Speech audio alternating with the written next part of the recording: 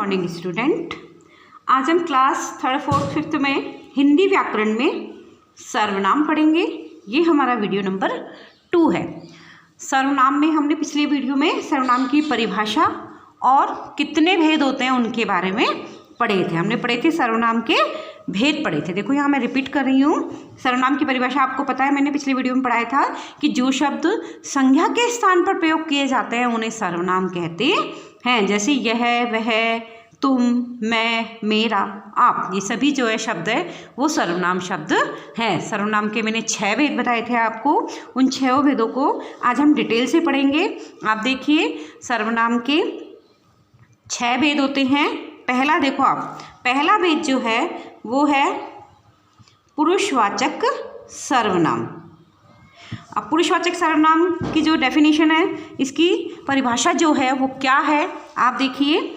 ऐसे शब्द जिससे कहने वाले, सुनने वाले या उसके विषय में कहा जाए का पता हो उसे पुरुषवाचक सर्वनाम कहते हैं। जैसे मैं, तुम, आप, वह, हमारा इत्यादि कि मतलब पुरुषवाचक सर्वनाम जो है वो ऐसे शब्द होते हैं जिनमें कि कौन कह रहा है, कहने वाला जो है उसका भी हमें पता होता है, और जो सुनने वाला, जो व्यक्ति बोल रहा है उसकी सुनने वाला जो दूसरा व्यक्ति होता है उसके बारे में, और किस विषय में वो बातें कर रहे हैं उसके बारे में हमें ज्ञान होता है, हमें पता होता है, वही पुरुषवाचक सर्वनाम होता है।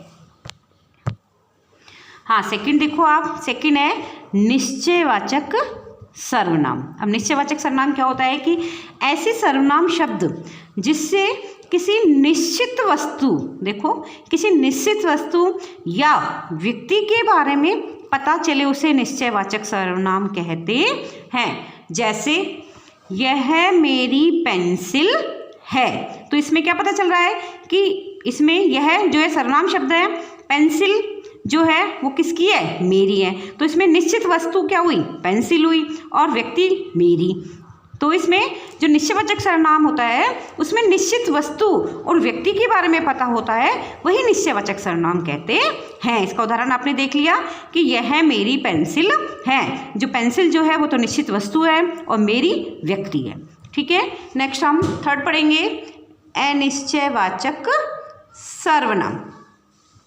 अनिश्चयवाचक सर्वनाम जो है इसमें देखो ऐसे सर्वनाम शब्द जिसमें किसी निश्चित व्यक्ति, देखो इसमें निश्चित व्यक्ति या वस्तु का पता न चले उसे अनिश्चयवाचक सर्वनाम कहते हैं। देखो निश्चयवाचक सर्वनाम में तो निश्चित वस्तु और व्यक्ति का हमें पता चलता है तो वो निश्चयवाचक होता है। जिसमें निश्चित व्यक्ति और वस्तु का पता नहीं हो तो वही सर्वनाम जो है वो अनिश्चयवाचक सर्वनाम कहते हैं। जैसे दादाजी की जेब से कुछ खाने की वस्तु रखी है, दादाजी की जेब में कुछ खाने की वस्तु रखी है। देखो कुछ खाने की वस्तु, ये वस्तु हुई, कुछ खाने की तो ये वस्तु हुई, और जेब में, ठीक है, जेब में तो कोई निश्चित व्यक्ति तो समझ में आ रहा है कि निश्चित व्यक्ति तो दादाजी है, पर उनकी जेब में कुछ खाने की जिसका हमें पता नहीं है कि वह कौन सी वस्तु है।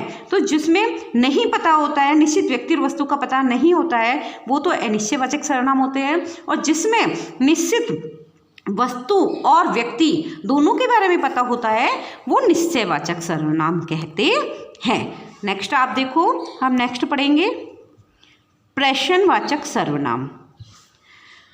प्रश्नवाचक सर्वनाम जो है वो है ऐसे सर्वनाम शब्द का प्रयोग केवल प्रश्न पूछने के लिए किया जाता है, उन्हें प्रश्नवाचक सर्वनाम कहते हैं। प्रश्नवाचक सर्वनाम कौन सा होता है कि प्रश्न पूछने के लिए जिन शब्दों का प्रयोग किया जाता है वही प्रश्नवाचक सर्वनाम कहते हैं। प्रश्न आप जानते हो प्रश्न क्या होते हैं, जैसे कल कौन आया, यहाँ प्रश्नवाचक चिन्ह भी लगा हुआ होता है, इसकी पहचान होती है। प्रश्नवाचक चिन्ह लग रहा है तो प्रश्नवाचक सर्वनाम हुआ।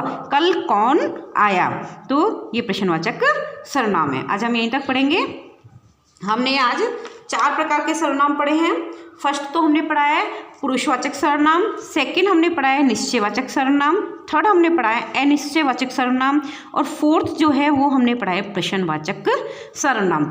ये चारों जो सर्वनाम हैं, इन सर्वनामों को आपको बुक में से 2 टाइम्स 2 बार पढ़ना है आपको, और हिंदी व्याकरण की कॉपी में इनकी परिभाषा और इनके उदाहरण जो है वो आपको अपनी कॉपी में करने हैं और उन्हें लर्न करने हैं। Thank you.